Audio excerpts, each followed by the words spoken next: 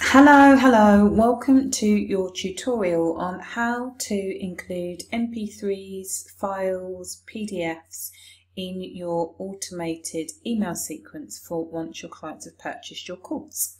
So Mailchimp is the email service provider that I recommend all of my clients to use when they're first starting out.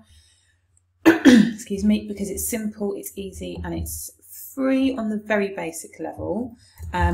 You guys will need to use their automation service, and that isn't free, but it's like £10 and probably $10 per month to get that feature.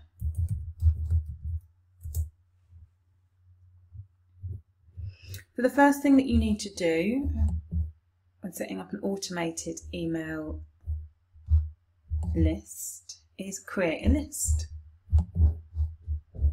So I'm going to call this create my first e-course list. It's going to come from Susie at the LSU, Susie Biz Mentor. Some people like to be a bit funny here.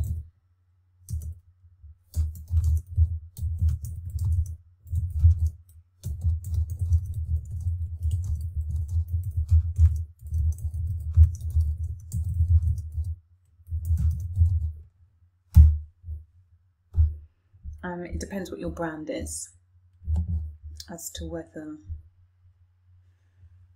you want to put something slightly amusing in there or not. Now, I get notifications. Usually I do one by one as people sign up, and I don't get notifications of people that unsubscribe, or you can get a daily summary of both. So once you have your list, you come back to the top of the screen and you pop yourself over to automation. And what we want to do is create a new automation workflow. And in order to do that, you need to have a list. So we select create my first e-course. And then you've got a number of different options. I just tend to use the welcome message because you can continue to add emails for however many weeks or modules you need as you go. So it's just not a big deal. So welcome to create my first e-course.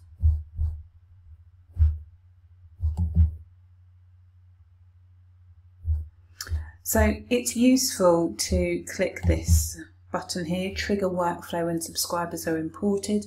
Sometimes you might want to give somebody access to the course who hasn't paid through PayPal or Stripe or whatever payment system that you're using. Maybe you want to give it to somebody as a freebie if they've invested in one of your premium services. And then you would want to add their individual email manually. And what we want to ensure is that when you add their email manually, they still get included on the sequence. And in order to do that, you need to check this button. If it's left unchecked, as it says here, imported subscribers will not be added to the workflow, which is so we keep that clicked. Then we press next. And then we add our first email.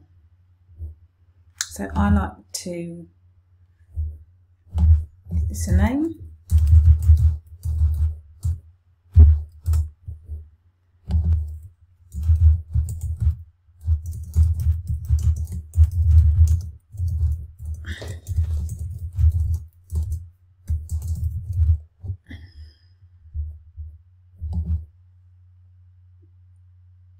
And then I'm not a designer. And I don't pretend to be. I always like to keep things really simple, so I go for the first column template.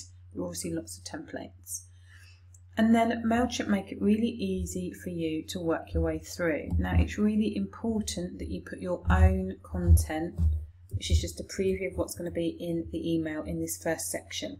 Otherwise, when you go to press send or schedule, it will come up as an error. So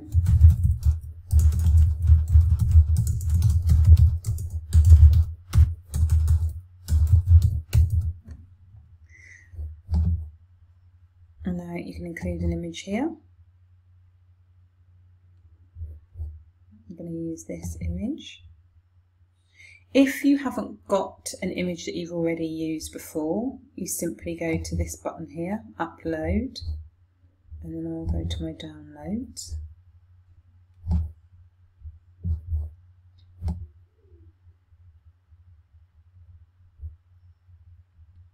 And then you pick a nice picture.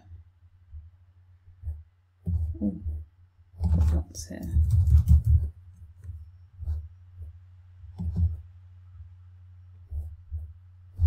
I don't know what picture that is, so I'm going to actually have a look to find one that works. Do you know what? We'll just put that one in there, which might look a bit weird. But you press open.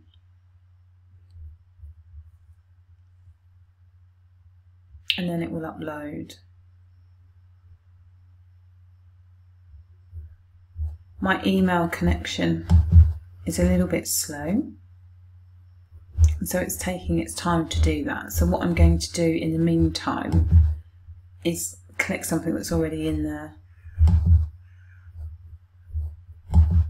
and then press select because it's already there.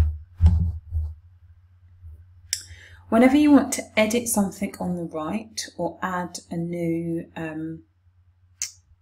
element, you click on the image that you can see on the left. So if I want to start changing the text in here, I click on that area and then it shows up on the right hand side of my screen. You can't make amends directly on this side of the screen. You have to do everything on the right hand side. So, dear, dear. If you want to personalise your email, you use the merge tags, first name, or dear lovely if you only ask people for their email addresses, and then you put your blurb in here. So, welcome to the course. Please click here to receive your first module. Love, Susie. Business. Braveheart. So click here. Now, whenever you want to add a file, whether it be an MP3, a PDF, worksheet, video, you have to press this link button and you will get a number of different options. So web address, email address, anchor link, file and gather event. To be honest, I've only ever used web address and file, and I'm going to show you what tends to happen when you try to add files directly to Mailchimp, which is possible if the file is small enough. So what you do is go to this button, click upload, and then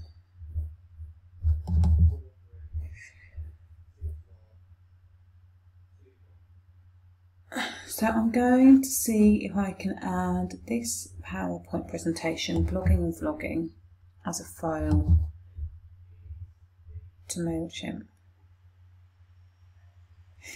So I was able to do that because it's only 202 kilobytes, which is small enough to add directly to Mailchimp. Which works.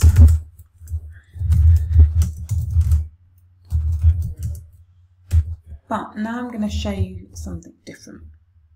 So click here, highlight for the file. So we'll go to upload again. And this time I'm going to bring the PDF version of this file into Mailchimp.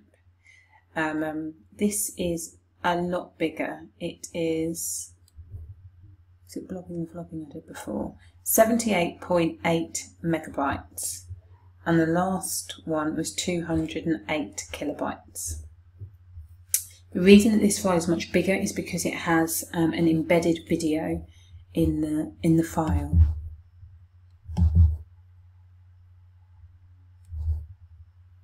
Oops, this file is too big to upload. Reduce the file size and see if you can do it.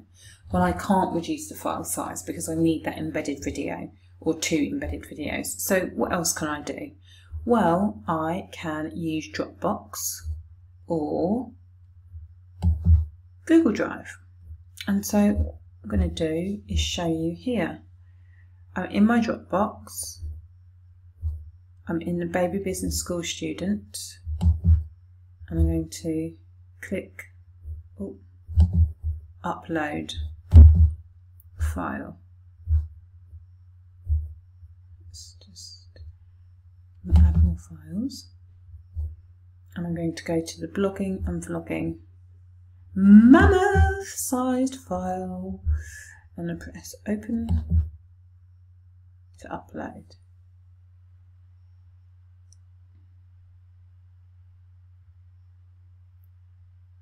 I've actually got a feeling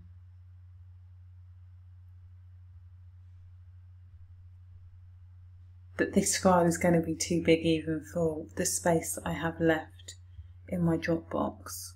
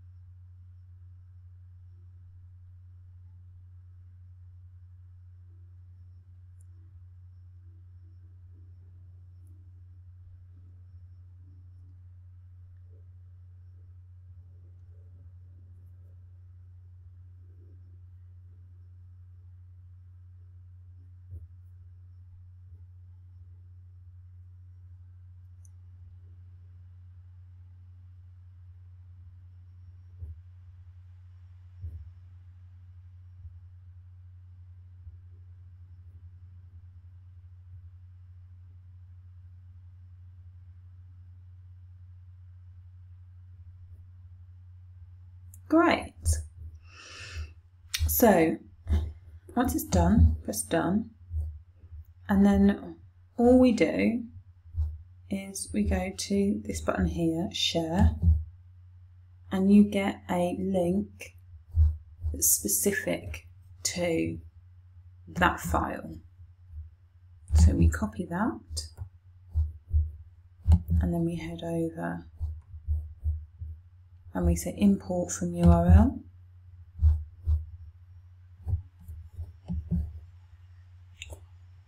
Actually, we don't do this. Let's close this. So what we do is we go then to web address and you import the URL. There we go, press insert, and there you've got it. So what I've shown you there is how to upload a file directly to Mailchimp if the file is small enough. And if it's not small enough, how you can use Dropbox, upload your file to Dropbox and then include it in your file by using the link tab and using the web address. Link to web address, click insert. Now, what I'm going to do, save and close that. If you want to add extra elements to your email, you can, but we're just going to finish that here. Now, what I'm going to do is send a test email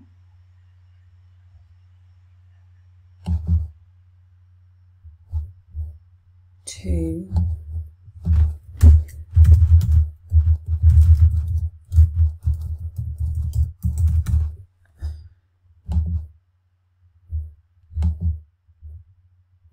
myself, so you can see what this looks like in practice.